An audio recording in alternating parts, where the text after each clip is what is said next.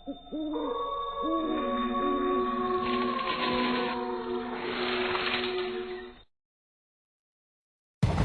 का वक्त था।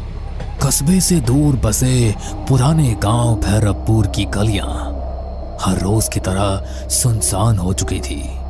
आसमान में हल्के बादल थे और ठंडी हवा के झोंके पुरानी हवेली की टूटी खिड़कियों से सनसनाहट पैदा कर रहे थे।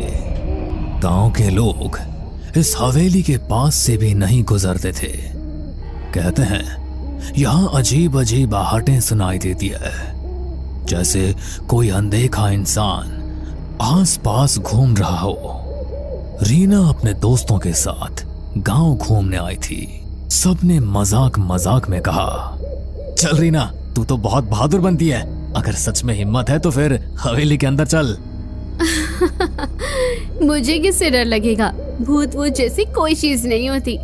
रीना अकेली हवेली के अंदर चली गई। टॉर्च की रोशनी टूटी दीवारों पर पड़ते ही डरावनी परछाइयां बनने लगी। वो चौंक कर पलटी। वहां कोई नहीं था। शायद मेरे दोस्तों ने मजाक किया होगा। लेकिन अगले ही पल उसने टॉर्च की रोशनी में देखा, दीवार पर उसके अलावा एक और परछाई हिल रही थी। रीना की सांसें तेज हो गई।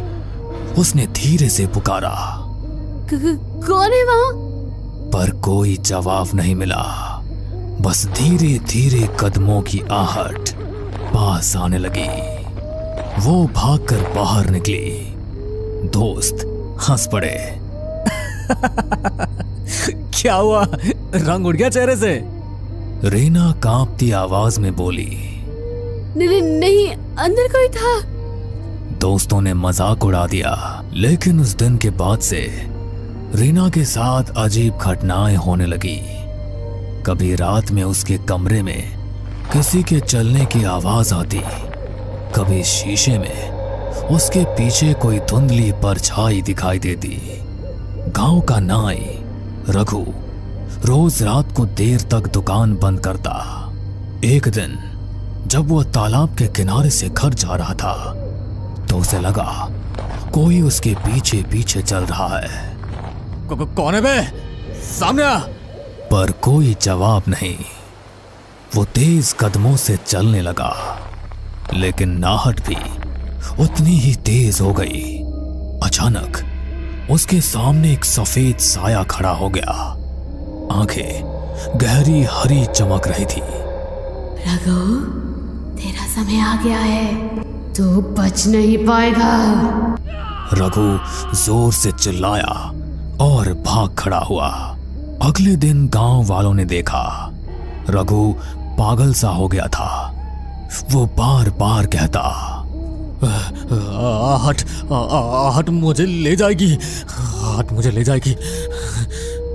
अनिरुद्ध गांव के स्कूल में मास्टर था। वो भूत प्रेत में विश्वास नहीं करता था। लेकिन एक रात जब वो हवेली के पास से लौट रहा था तो उसने साफ साफ सुना जैसे भारी जूतों की आवाज उसके पीछे से आ रही हो। अरे ये कैसी आवाज है? यहां तो कोई और नहीं है। वो मुड़ा, लेकिन पीछे सिर्फ खाली सड़क थी। फिर अचानक उसके कान में किसी ने फुसफुसाया, तू बच नहीं पाएगा। रीना, रघु और अनिरुद्ध तीनों अलग अलग लोग थे, लेकिन सबने एक ही चीज महसूस की और वो थी आहट। गांव में धीरे धीरे डर फैलने लगा। लोग कहने लगे कि हवेली में दबे किसी रहस्य की वजह से ये सब कुछ हो रहा है। गांव भैरवपुर में अब हर कोई हवेली का नाम लेते ही सिहर उठता। रीना का चेहरा अब पीला पड़ चुका था। रघु पागलपन की हद तक डर चुका था और अनिरुद्ध मास्टर भी अब रात को अकेले निकलने से कतराने लगा था। लेकिन ये डर यहीं नहीं रुका। सविता रोज रात को अपने आंगन में तुलसी को दिया जलाती थी। उस रात भी उसने वैसा ही किया, लेकिन जैसे ही दिया जलाया उसे लगा मानो आंगन में कोई खड़ा है। कौन है वहां? अंधेरे में कुछ भी नहीं दिखा, लेकिन हवा का एक तेज झोंका आया और दिया बुझ गया। सविता ने माचिस जलाई, तभी देखा आंगन के कोने में एक औरत खड़ी थी, काली साड़ी में, बाल बिखरे हुए। हे भगवान! वो औरत धीरे धीरे आगे बढ़ी और उसके कान में फुसफुसाई, आहट सुनो, आहट सुनो, तुम्हें कोई लेने आ रहा है। सविता चीख पड़ी। घर वाले दौड़े, लेकिन वहां कोई नहीं था। अगर यहां कोई आत्मा है तो आज मैं उसे शांति दूंगा। वो मंत्र पढ़ने लगा। तभी हवेली की सीढ़ियों पर धीमे धीमे कदमों की आवाज आई। कौन है वहां? कोई जवाब नहीं, लेकिन अचानक उसके सामने लोहे की जंजीर अपने आप हिलने लगी।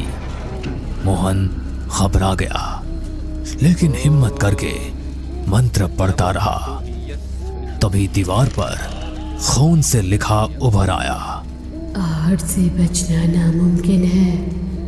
मोहन के हाथ से माला गिर गई। वो भागते भागते गांव लौटा। ये जगह अशुभ है, वहां कोई अनदेखी शक्ति है। अमर गांव और कस्बे के बीच बस चलाता था। एक रात उसकी बस में कोई भी यात्री नहीं था। बस सुनसान सड़क से गुजर रही थी।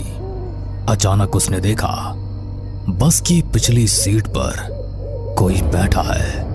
उसने शीशे में देखा सफेद कपड़े पहने एक आदमी, जिसका चेहरा धुंधला था।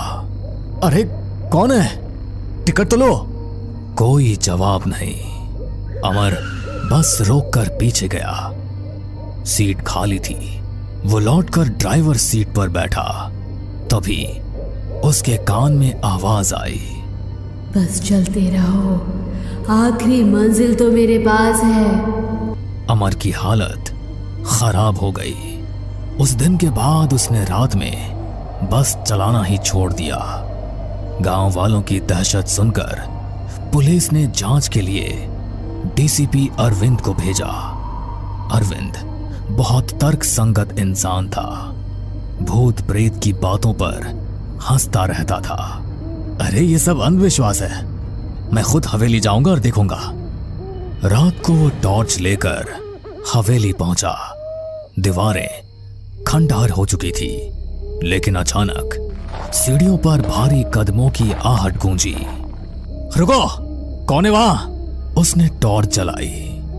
सामने कोई भी नहीं था, लेकिन अगले ही पल उसे लगा जैसे किसी ने उसके कंधे पर हाथ रखा हो। वो पलटा, वहां सिर्फ हवा थी। फिर उसने कानों में साफ सुना, तू सच जानना चाहता है तो तहखाने में उतर। अब तक अलग अलग लोगों ने अलग अलग तरीके से आहट सुनी थी। सब घटनाएं अलग अलग थी, लेकिन एक ही बिंदु पर जाकर जुड़ती थी, आहट।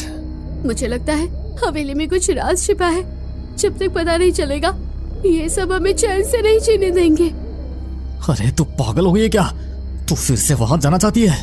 हाँ, अगर सच्चाई सामने नहीं आई तो यह आहटें हमें ऐसे ही डराती रहेगी।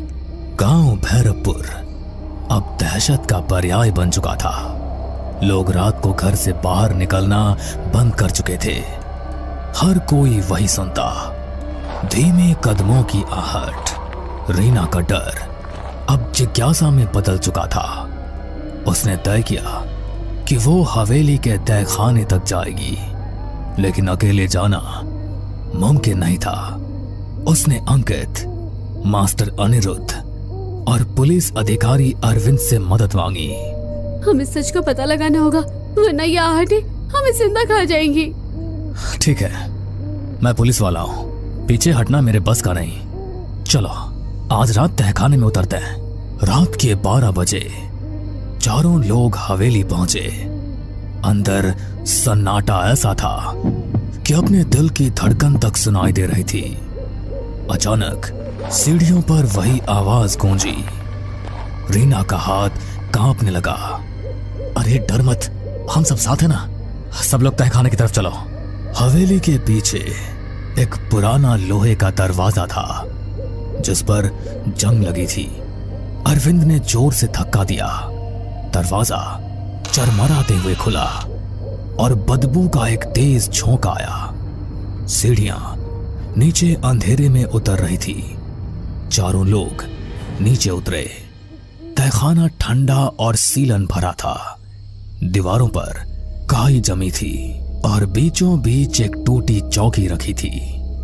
देखो वहाँ। दीवार पर खून से लिखा था, आहट मेरा श्राप है, जो सुनेगा उसका अंत होगा। ये सब किसने लिखा होगा? तभी तहखाने के कोने से एक सफेद धुंधला साया उभरा। सबके कानों में वही आहट गूंजी। मैं इस हवेली की मालकिन ललिता हूँ। 100 साल पहले मेरे पति ने लालच में मुझे यहीं जिंदा दफना दिया था। मेरी चीखें, मेरे कदमों की आहट सब यही गूंजती रही। रीना की आंखें फटी की फटी रह गई। तो ये सारी घटनाएं वही आहट? हाँ। अचानक तहखाने की दीवारें हिलने लगी। छत से मिट्टी गिरने लगी। ये क्या हो रहा है? मेरा श्राप अनंत है। जो सच जानता है वो भी आहट से बच नहीं सकता। रीना, अंकित, अनिरुद्ध और अरविंद चारों बाहर भागने लगे, लेकिन हर तरफ से आहट की आवाज आने लगी। कभी पास, कभी दूर, कभी ऊपर, कभी नीचे। सभी हवेली से बाहर आने लगे। तभी अरविंद ने सबसे कहा, अगर हम इस हवेली को ही जला दें तो शायद ललिता का दफन शरीर भी जलकर मुक्ति पा लेगा और आहट का ये पूरा किस्सा ही खत्म हो जाएगा। उसके बाद सबने मिलकर पूरी हवेली में आग लगा दी और सभी हवेली से बाहर निकल आए। हमने सुना भी था कि हवेली की मालकिन अचानक गायब हो गई थी। असल में उसे मार दिया गया था। फिर अगले दिन लोगों ने हवेली में सामूहिक पूजा करवाई। उस दिन पहली बार कई सालों बाद गांव में रात शांति से बीती। लेकिन कुछ दिनों बाद रीना अपने कमरे में पढ़ाई कर रही थी। खिड़की से ठंडी हवा आई। अचानक उसे लगा जैसे कमरे के कोने से धीरे धीरे कदमों की आहट आ रही है। उसने कांपते हुए कहा, कौन है? कोई जवाब नहीं मिला, बस वही आवाज। रीना की आंखों में डर फिर से उतर आया। भैरवपुर गांव में हवेली का रहस्य तो खुल गया, लेकिन आहट अब भी जिंदा है। कहते हैं जो एक बार ये आवाज सुन लेता है उसकी जिंदगी कभी पहले जैसी नहीं रहती। आहट सिर्फ एक आवाज नहीं बल्कि एक अंधे का साया है जो हर जगह आपके पीछे पीछे चलता है। बस कभी वो आहट सुनाई देती है और कभी नहीं सुनाई देती, पर डर की दस्तक लेकर आहट सभी के आसपास चलती रहती है। हमें पूरा यकीन है दोस्तों कि आप लोगों को ये कहानी जरूर पसंद आई होगी। अगर आपके साथ भी कुछ ऐसे अनकहे किस्से हो चुके हैं तो प्लीज हमारे साथ शेयर करें। हम जरूर अपने चैनल पर उनको दिखाएंगे। हमारी ईमेल आईडी नीचे डिस्क्रिप्शन बॉक्स में दी गई है, तो प्लीज हमारे वीडियो और चैनल को शेयर एंड सब्सक्राइब करें और बने रहे हमारे साथ ऐसे ही अनकहे किस्से और कहानियां सुनने के लिए।